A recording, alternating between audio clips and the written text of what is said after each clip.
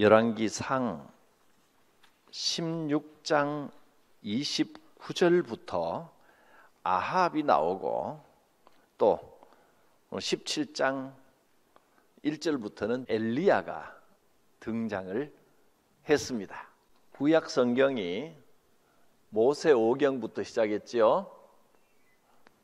모세오경, 창세기는 하나님이 주인이시다. 하나님이 모든 것을 창조하셨다. 하나님께서 모든 것의 근원이시다 하는 것을 말해주는 책입니다.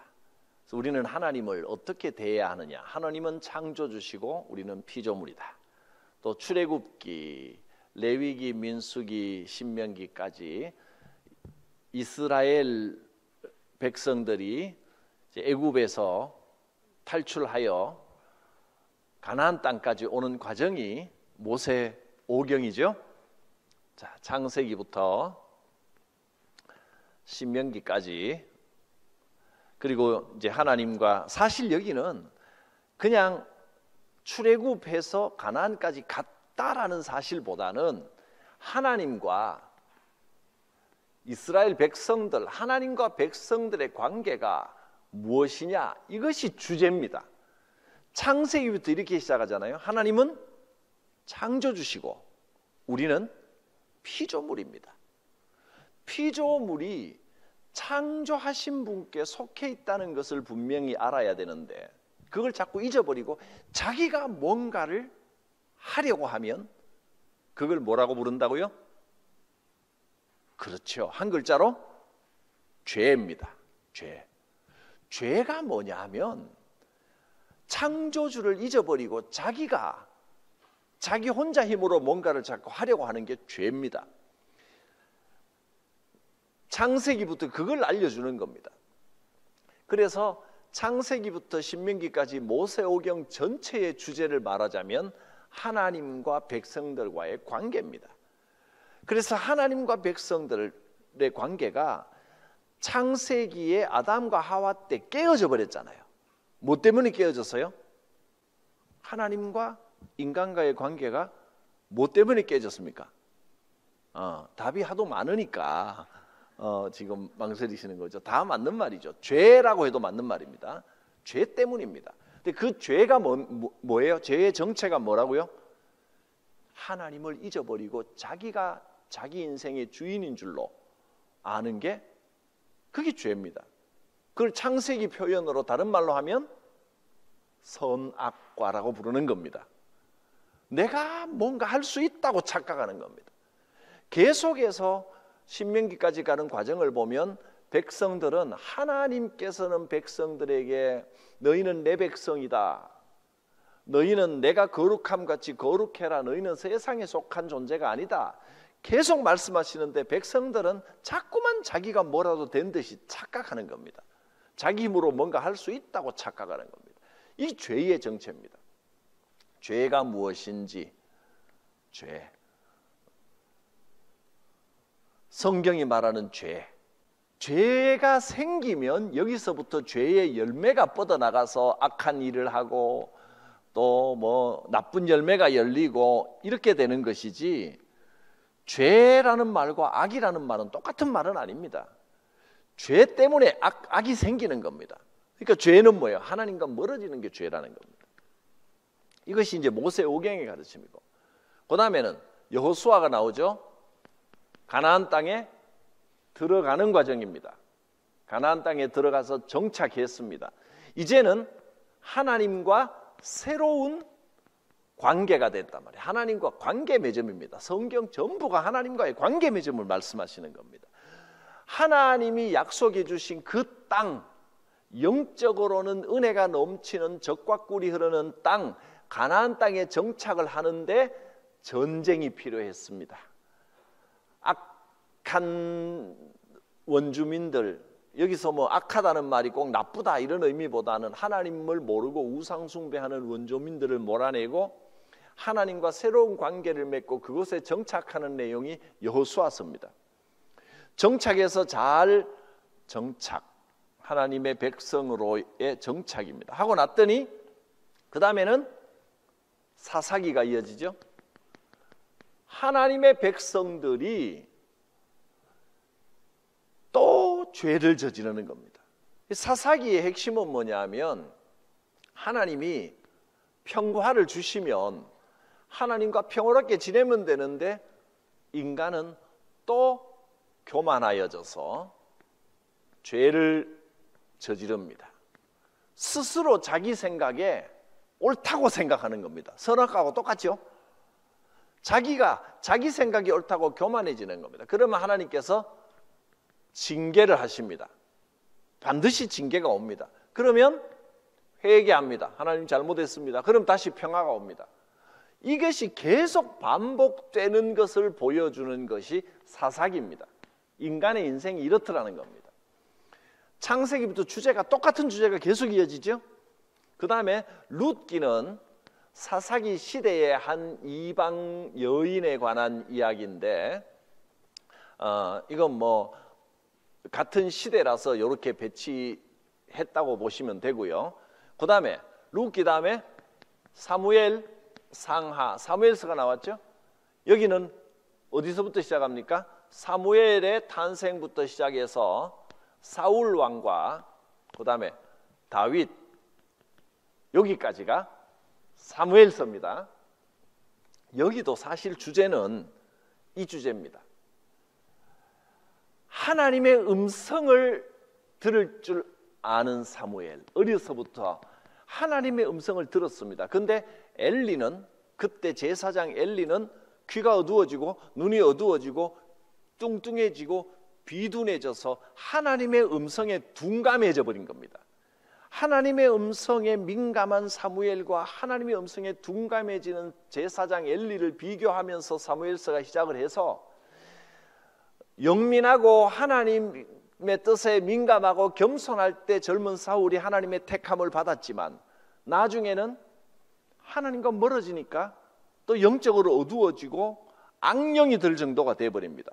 그러나 하나님의 뜻에 민감한 다윗이 나타납니다.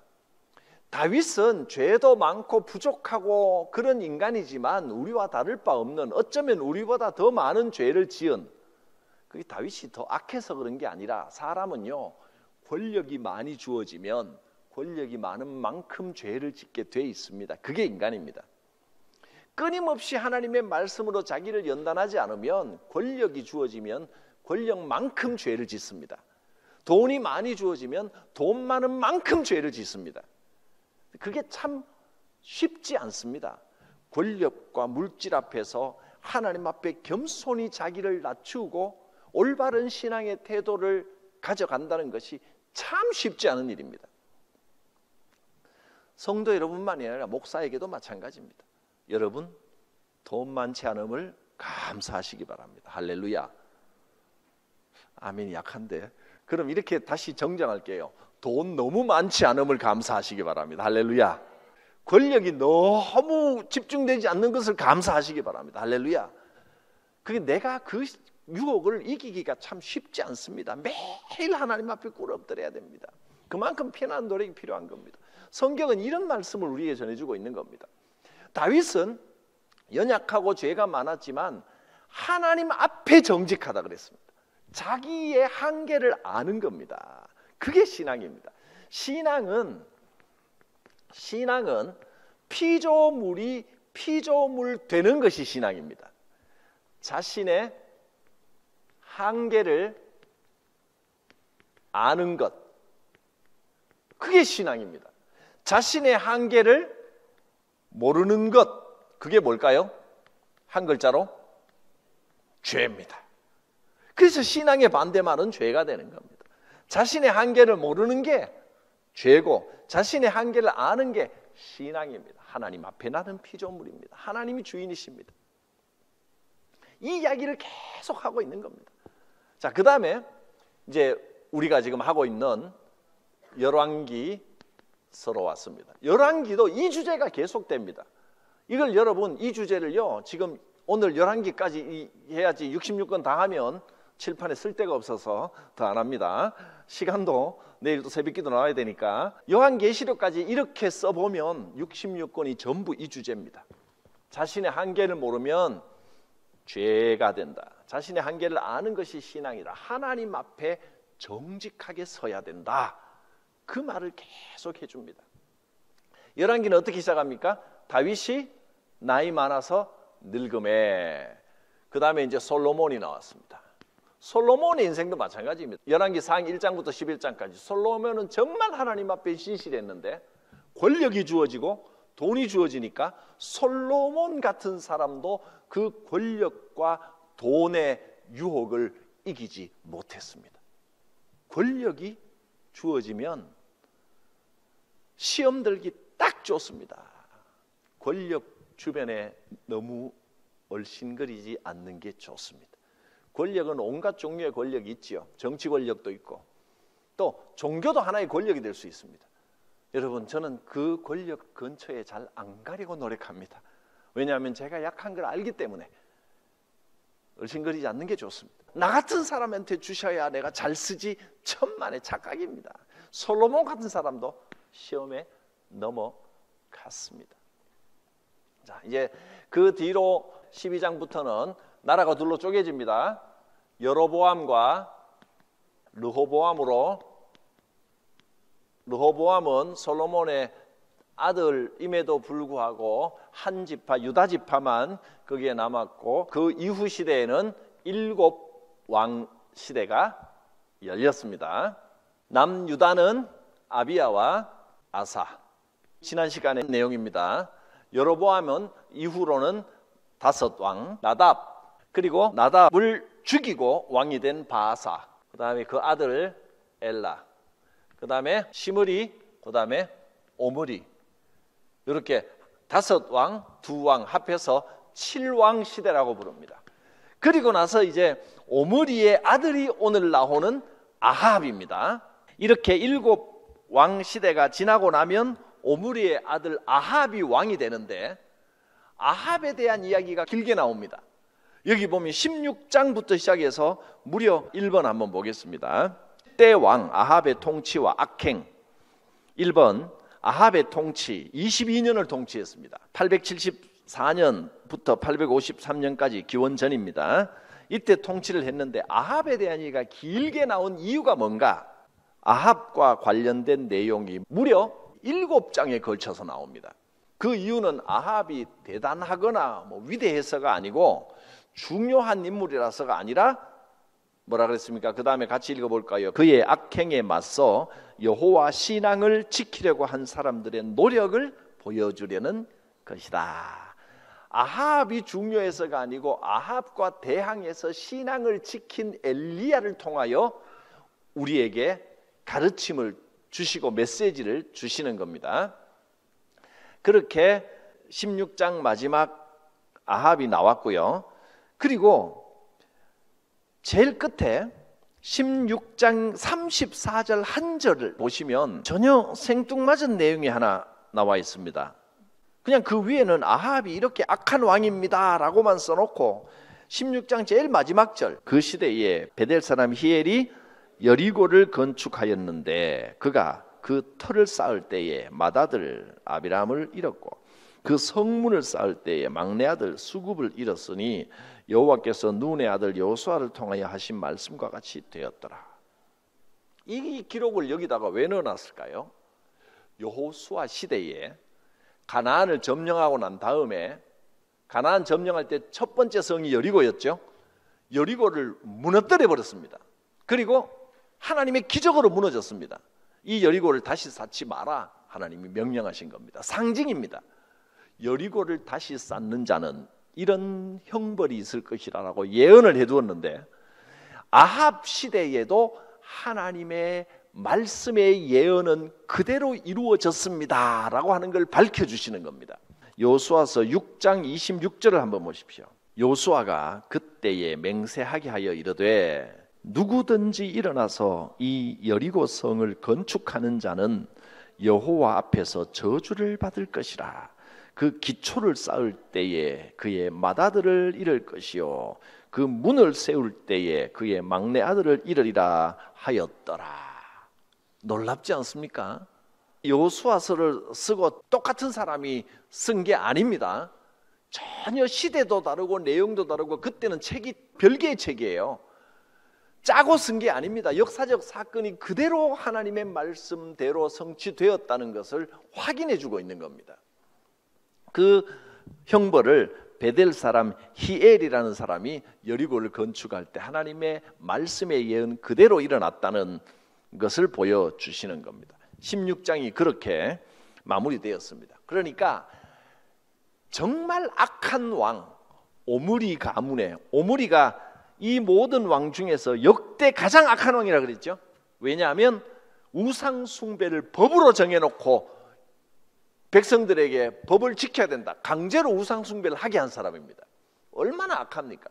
그 아들 아합이 그대로 배워가지고 정말 악한 시대가 온 겁니다.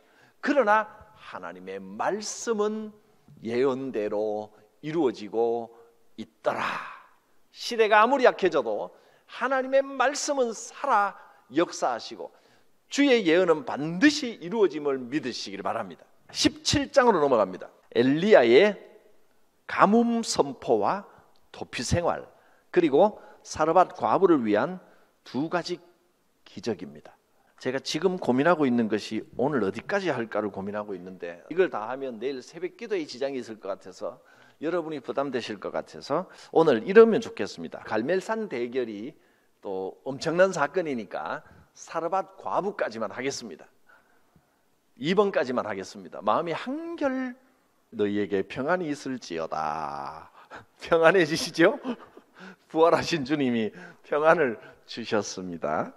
자, 17장까지만 보겠습니다. 17장은 아주 간략하게 제가 요약을 했습니다. 엘리야가 아합에게 가뭄을 선포합니다. 17장 1절을 보면 엘리야가 처음 등장을 하는데, 길르앗에 우거하는 자 중에 디셉 사람 엘리야가 아합에게 말하기를 내가 섬기는 이스라엘의 하나님 여호와께서 살아계심을 두고 맹세하노니 내 말이 없으면 수년 동안 비도 이슬도 있지 아니하리라. 물 한 방울 안 내린다는 겁니다. 몇 년 동안, 나중에 이제 확실하게는 3년 6개월 동안인데 3년 6개월 동안 여러분 이슬도 안 내리고 비 한 방울 안 내려보세요. 얼마나 가물었냐면 온 나라의 시냇물조차 다 가물어버립니다. 이렇게 선포하고 여호와의 말씀이 엘리야에게 임하시는데, 엘리야야 너는 여기서 떠나 동쪽으로 가서 그릿 시냇가에서 거하라 하고 명령을 받습니다. 요단강 앞에 있는 그릿 시냇가로 갔습니다. 근데 거기서 뭐 먹고 삽니까? 시냇가에서. 근데 하나님께서 까마귀를 보내주십니다. 아침에도 까마귀가 날아와서 떡과 고기를 까마귀가 갖다 주는 겁니다. 여러분에게 까마귀가 함께 하시기를 바랍니다. 정말로 까마귀가 날아오나? 우리는 까마귀 별로 안 좋아하는데 까치가 더 좋은데요. 까마귀는 안 좋은 일이 흉조고, 까치가 울면 반가운 손님이 온다. 이거는 문화권마다 다릅니다. 서양에는 까마귀가 길조입니다. 왜 그런지는 모르겠어요. 까마귀는 시체 먹는 새인데 소리도 기분 나쁘잖아요. 뭐 이런 까마귀 소리가. 근데 서양에는 까마귀를 길조라고 봅니다. 까마귀가 오면 좋은 일이 있다, 뭐 이렇게, 이런 것 같아요. 우리가 안 좋은 꿈을 꾸면 세상 더러운 꿈 중에 제일 더러운 꿈이 똥꿈인데, 똥꿈은 좋은 꿈이라고 사람들이 해석을 합니다. 기분 나쁘니까 기분 좋으라고 그래주는 거겠죠. 또 돼지 우리는 세상 더럽고 냄새 나는데 돼지 꿈 꾸면 돈 들어온다 그러고, 불 나면 이게 산불 무섭더라고요. 강릉 쪽에 산불이 막, 근데 하나님이 또 다행히 단비를 내려주셔서 비가 불을 끄지 않았으면 사람 힘으로 못 끄는 불입니다. 바람이 워낙 세게 부니까 지금 강원도에 사람 몸이 막 이렇게 뒤로 넘어갈 정도로 바람이 부니까 불길이 삽시간에 퍼져가지고 참 이게 자연이 무섭다라는 생각을 합니다. 사람이 자연 앞에 아무것도 아니구나 이 생각을 합니다. 보통 불 나면 집에서 쓰는 좀 굵은 호수 갖고 와서 뿌리면 불 꺼질 것 같은데요. 어제 뉴스에 보니까 답답하니까 소방관은 멀리 있고 답답하니까 집에 있는 호수 끌어다가 이렇게 물을 뿌리고 있는데 보니까 그냥 보면 물 많이 나오는 것 같은데 우리 그 세차하거나 할 때 보면 거기서 쫄쫄쫄 뿌리고 있으니 소방관들 이만한 걸 넣고 물을 콸콸콸 부어도 불이 안 꺼지는데 그 수돗물 갖고 앞만 틀어봐야 내가 그 작은 호수 갖고 너무 안타깝게 물 뿌리고 있는 분을 보면서 마음이 막 인간이 저렇게 나약하구나. 불이 확 나고 있는 산불이 있는 그 자연 앞에서 근처에도 못 가고 멀리 있는 조그만 불도 불씨가 안 꺼지는 겁니다. 호수로 쫄쫄쫄 이러고 있어요. 그거 하나만 하더라고요. 인간은 하나님 앞에 정말 약하고 아무것도 아닌 존재라는 걸 인정해야 됩니다. 우리의 삶의 모든 것들이 그걸 보여주고 있는데도 어리석은 인간들이 자꾸 그것을 잊어버립니다. 그래서 서양 사람들이 뭔가 까마귀가 잔뜩 날아오고 시체 뜯어먹으러 오고 이렇게 기분 나쁘니까 까마귀 오면 좋은 일 생긴다 이렇게 가르치지 않았나, 그게 전통이 되지 않았나, 그런 생각은 합니다. 그건 제 생각입니다.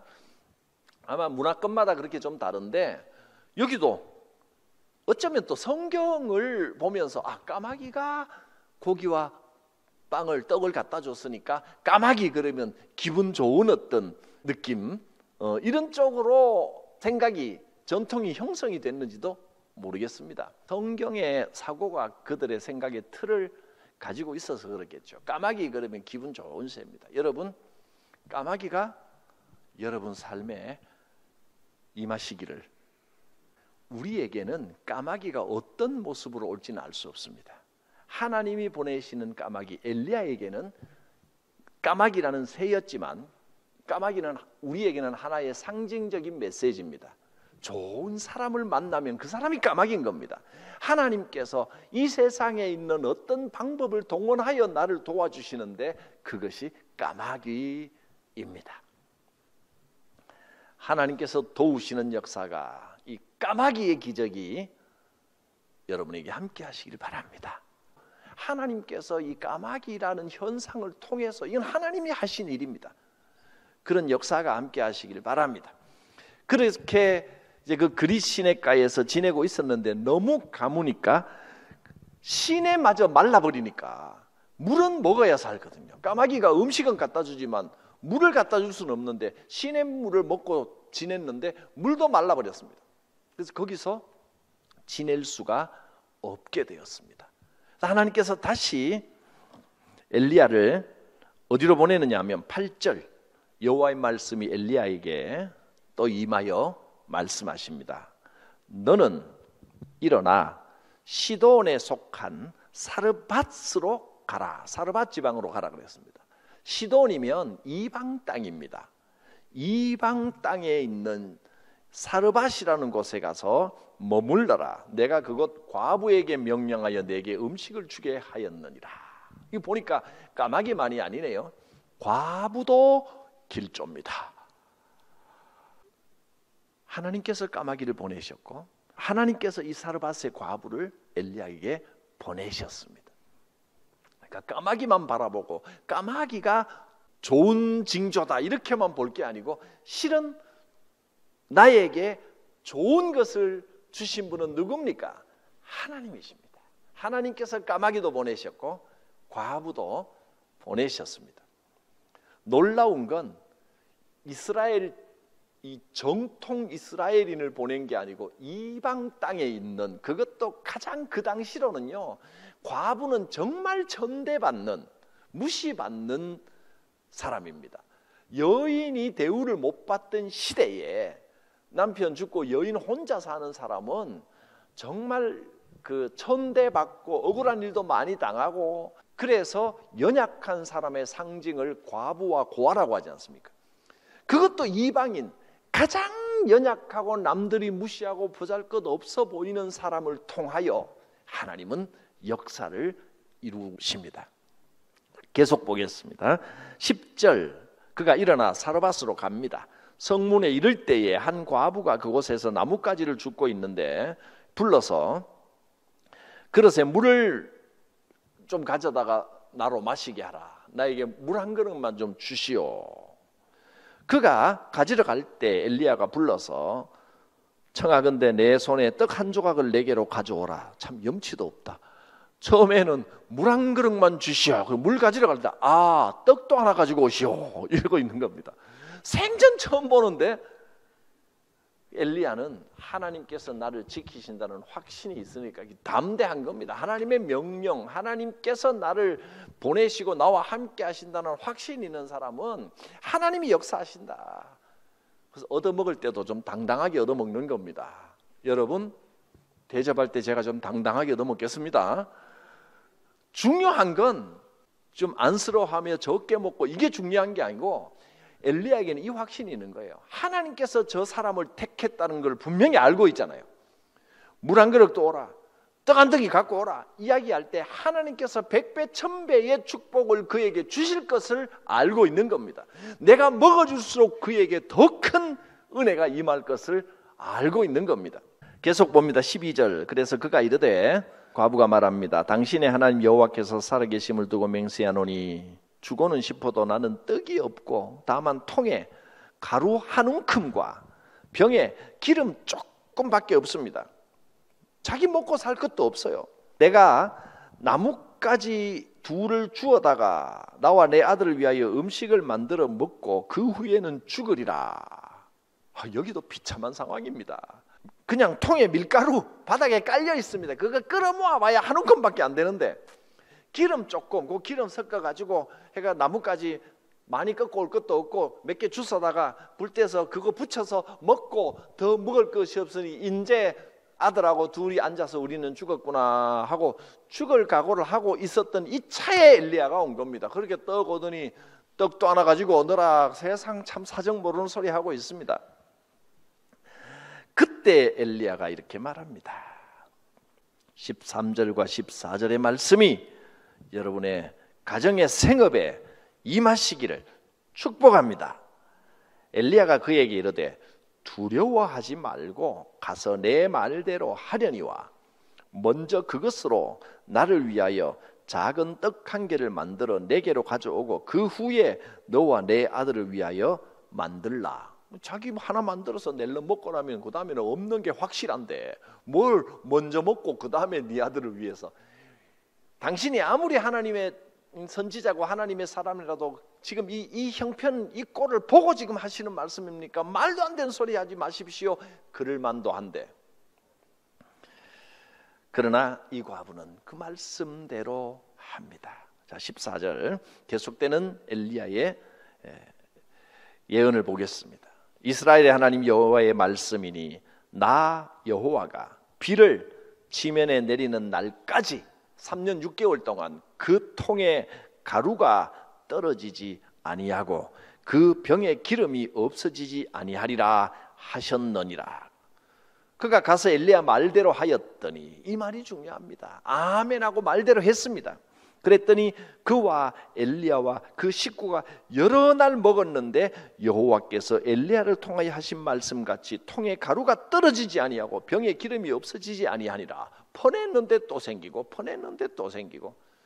하나님 역사하시는 건 이런 방식으로 역사하십니다. 황금알을 낳는 거위를 한꺼번에 잡으면 안에 아무것도 없습니다. 매일매일의 양식을 공급하십니다.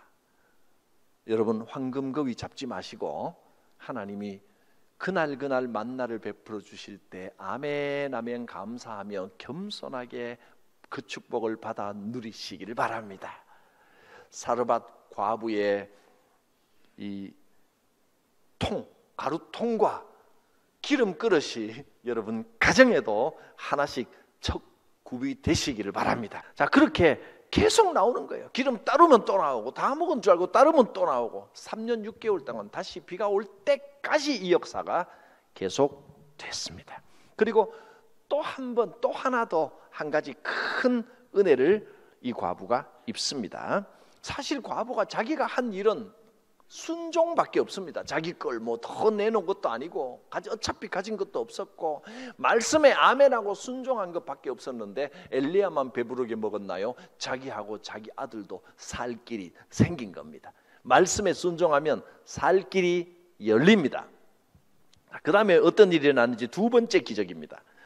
17절 이 일 후에 그 집 주인 되는 여인의 아들이 병들어 증세가 심히 위중하다가 숨이 끊어진지라 이미 죽어버렸습니다. 여인이 엘리야에게 이르되 하나님의 사람이여 당신이 나와 더불어 무슨 상관이 있기로 내 죄를 생각나게 하고 또 내 아들을 죽게 하려고 내게 오셨나이까? 엘리야 오고 난 다음에 어떻게든 엘리야가 왔기 때문에 그래도 살 길이 생겼는데 사람은 언제나 그렇습니다. 궁지에 물리면 남 탓을 하게 돼 있습니다. 당신 때문에 내 아들 죽었습니다. 이러고 있습니다. 뭐 어머니가 애지중지하던 아들이 죽었는데 너무나 안타까워서 원망하고 탓하는 거 그거 뭐 어떡하겠습니까?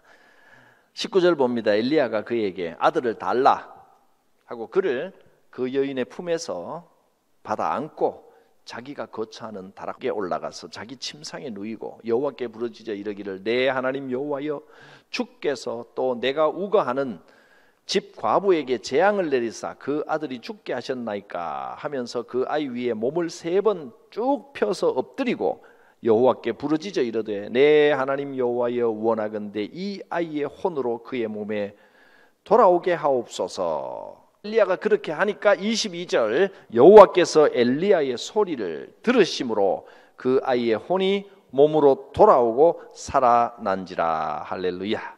엘리야가 그 아이를 안고 다락에서 방으로 내려와서 그 어머니에게 옮겨주면서 이르되 보라 내 아들이 살아났느니라.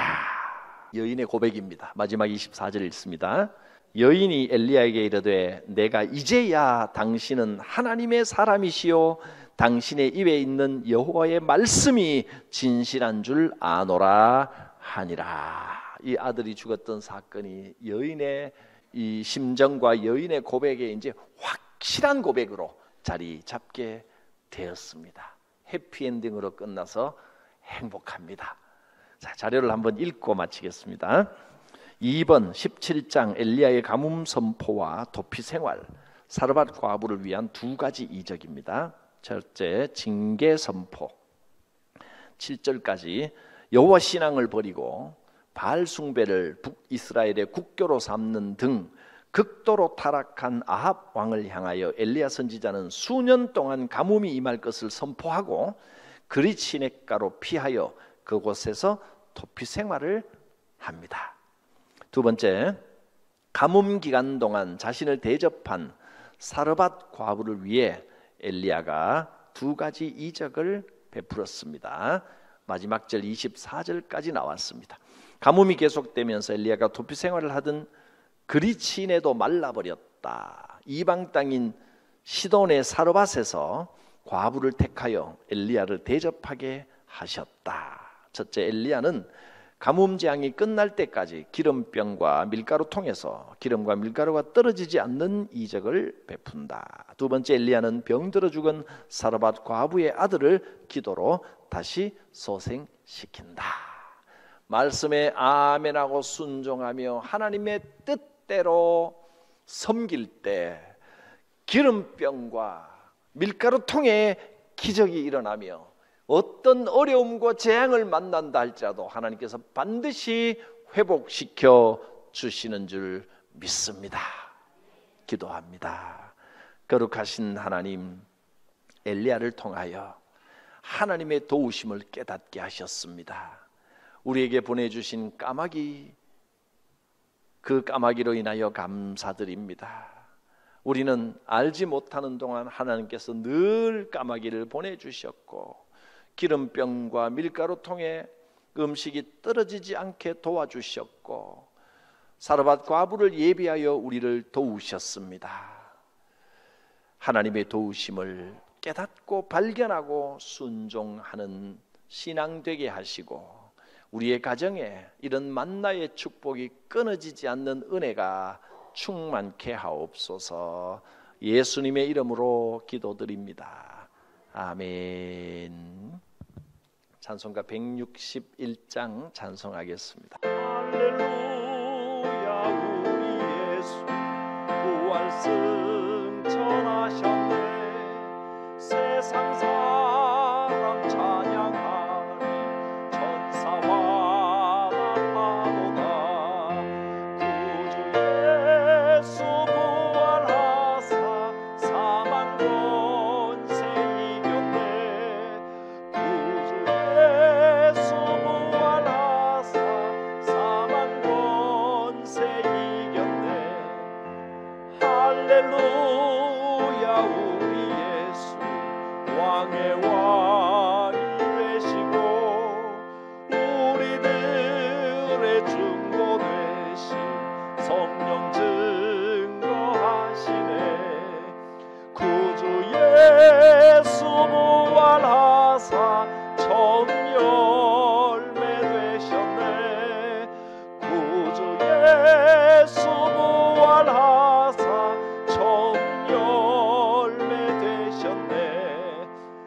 할렐루야 우리 예수 흠과 티가 없도다. 무덤 속에 있는 죄인 주가 일으키시네. 구주 예수 부활하사 영광 주로 오시네.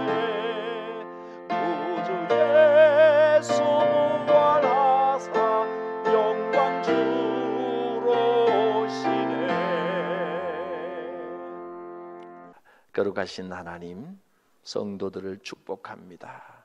하나님의 한없는 은혜와 복이 각 사람 머리 위에 충만히 임하여 주옵소서.